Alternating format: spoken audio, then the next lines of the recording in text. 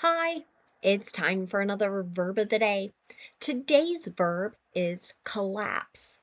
Let's take a moment to look at some of the definitions or the ways that we use this verb. The first way you might see or hear the verb collapse used is to mean to fall down or to fall in or to cause something to fall down or fall in. Another phrasal verb that has about the same meaning here would be to give way. So, with this first definition, um, maybe you think of a building. There's one in my home state that's been in the news just recently where part of it collapsed. It just fell down. Sometimes this can happen with a bridge or other structure. A second way you'll hear the verb collapse used is to mean to become flat and empty with the walls fallen inward. Now, in this second definition, many times this is used in connection to medical information. People's lungs can collapse. So they're again think of kind of falling inward, right? And then we're not able to get the air we need to continue breathing and thriving. I think this can also happen to our veins as well. So imagine kind of flowing through, right? And if something collapses or falls inward, that can cause a major problem. A third way you'll hear collapse used is to mean to fall down and become unconscious. So you might be looking at definition 1 and 3 and thinking, gosh, those are really close. One, I would say, is more focused on structures. So again, think buildings, bridges, etc. Whereas in 3, now we're talking about a person who generally falls down and loses consciousness or they're no longer awake, able to talk, etc. Sometimes that can be very brief. Sometimes, unfortunately, it can last a bit longer. A fourth way you'll hear collapse used is to mean to sit or lie down as a result of tiredness. Right? So someone who's describing maybe a busy day at work or a busy day with family might say, oh, and then at 8 o'clock I collapsed, right? And they don't mean definition 3, where they're having kind of a serious medical issue. They're just meaning they were really, really tired, and so maybe they decided to lie down in bed or lie on a couch. A fifth way you might hear collapse used is to fail suddenly and completely. So with this fifth definition, many times it's used in connection to companies, banks, could be even used in connection to currency. So the money a particular country uses, right? And with that definition, then we're generally talking about the paper money, the currency being worthless. A sixth way you might hear collapse used is to mean to fold, be folded, or compressed in order to fit into a smaller space. So you might think of things people buy that kind of pop up, right? And then they collapse. They can be folded in and stored maybe in a smaller space.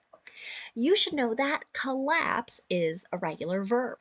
To make the progressive form of this verb, I need to drop the E before I add ing to form collapsing. The past tense and participle forms of this verb can be made by adding the letter D since this verb already ends in an E. Our base verb, collapse, ends in an unvoiced S sound. This means that our ed ending is going to make a T sound. It should sound like this: collapsed, collapsed. Okay. Now, there's one phrasal verb you might see or hear others use, and that is to collapse into. This can have a couple different meanings. One would be to physically drop or fall into something else. An example of this might be the runner collapsed into the arms of his coach after crossing the finish line. Maybe you've seen this before, kind of someone, right, running so hard, they're giving all of their energy to this particular thing, and as soon as it's over, right, they kind of fall, and here it's into the arms, right? So that's helping us understand kind of the location. A second way collapse into gets used is to mean to suddenly enter a negative state. So let's take a look at an example. I've got a question here. Is the country going to collapse into another depression? Right. So this is a negative economic period, a depression. Right. So again, that idea of kind of suddenly entering that particular condition. Okay.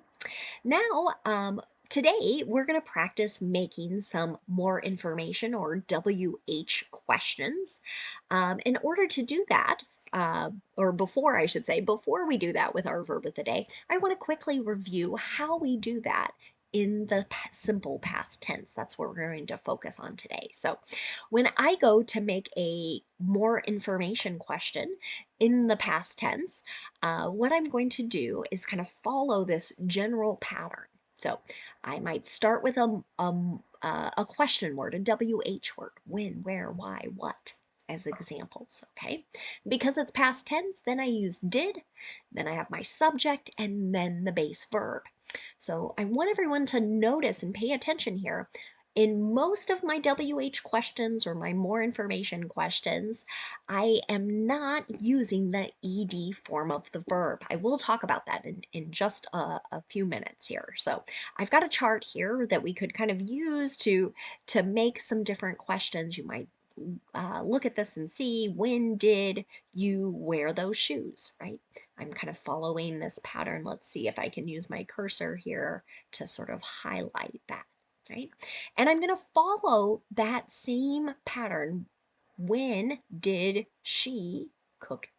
When did she cook, right? I could stop my question there. Maybe I could do, what did she cook for dinner? But generally, we're going to follow that pattern when we want someone to tell us something more. So in most of my videos, I think you've gotten really comfortable practicing how to form yes and no questions. These are a second type of question. And the pattern here is just a little bit different.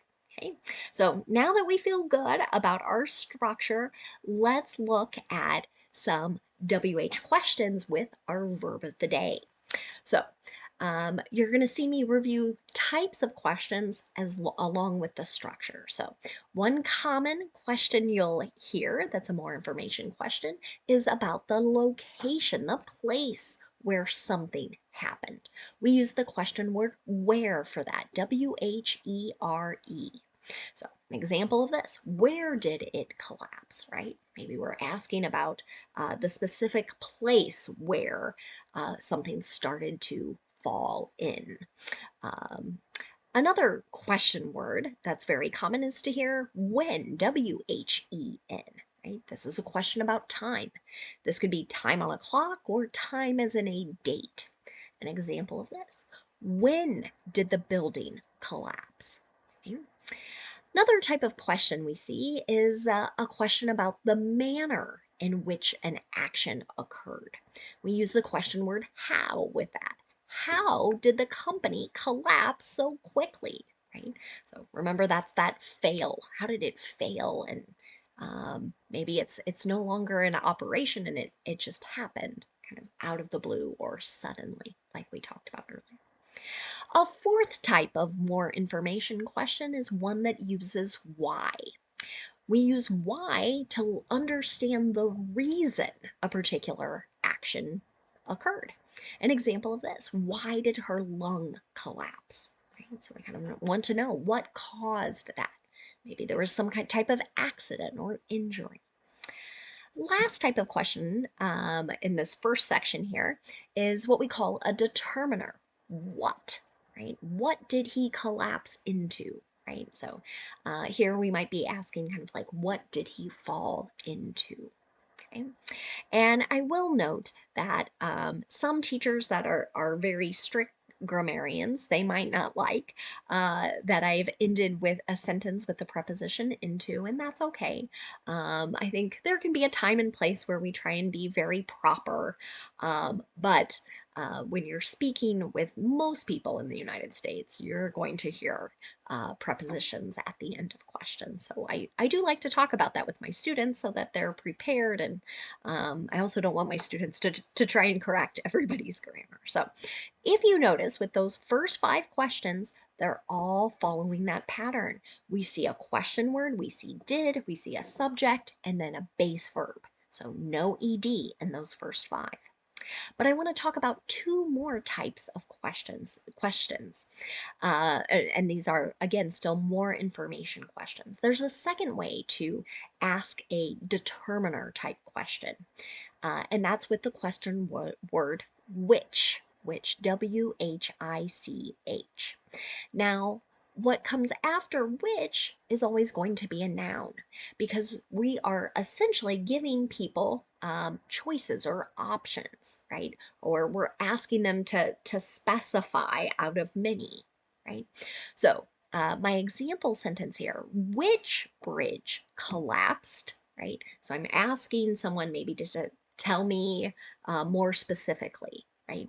They might have said it was in this town, but now, oh, no, no, no, be more specific. Which one in this town? Okay.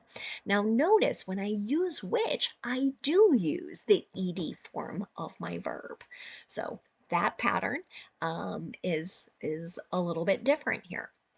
A second uh, type of question that is also a little different than the pattern we've studied is with a person, right? So when we use the question word who, right, we're asking um, for the subject, right? The person that is responsible for a particular action or the thing that is responsible for an action.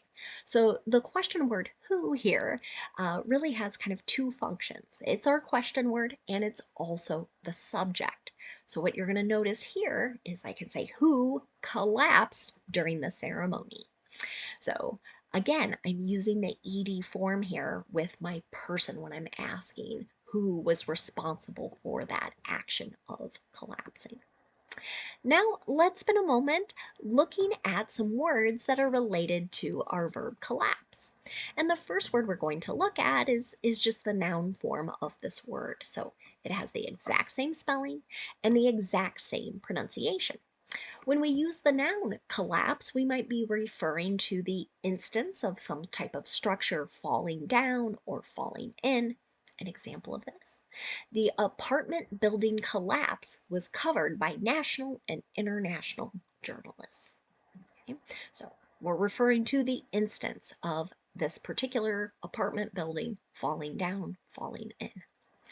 Now, a second way you'll hear collapse used is to talk about the sudden failure of some institution. Again, this could be a country, a company, or even sometimes this word is used with teams, athletic or sports teams. Now, let's take a look at an example of this noun in a sentence. The students are studying the collapse of the Ottoman Empire. Okay, so the sudden failure, the kind of breakdown of the Ottoman Empire. A third way the noun collapse gets used is to refer to a physical or mental breakdown. An example of this. After weeks of working 80 or more hours, he suffered a collapse, right? So this could be both, maybe physical and mental, right? That's a lot of hours, and it sounds like this has occurred week after week after week. Now, another related word you might hear is the adjective collapsible. And we use this adjective to talk about something that is able to be folded or kind of moved into a smaller space. An example of this, they bought a collapsible bed that could be used whenever they have guests. Right?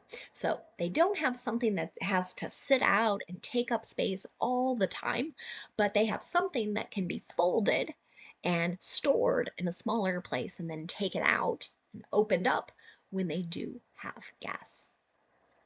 The last thing I'm going to leave you with today is the phrase to collapse in a heap. Sometimes you'll hear this phrase used to, again, describe a person or people that are kind of falling suddenly to the ground and they're just continuing to lie there. Many times, this could be because of the heat, because of tiredness or exhaustion. So, an example of how you might hear this used: they collapsed in a heap after running up the hill. And maybe if you have children at home this summer and they're outside playing a lot and they play really hard for a long time, you might notice at some point, right? They just kind of fall down and stay there, kind of resting and getting their energy back. Thank you so much for watching today's video. I hope you have a great day.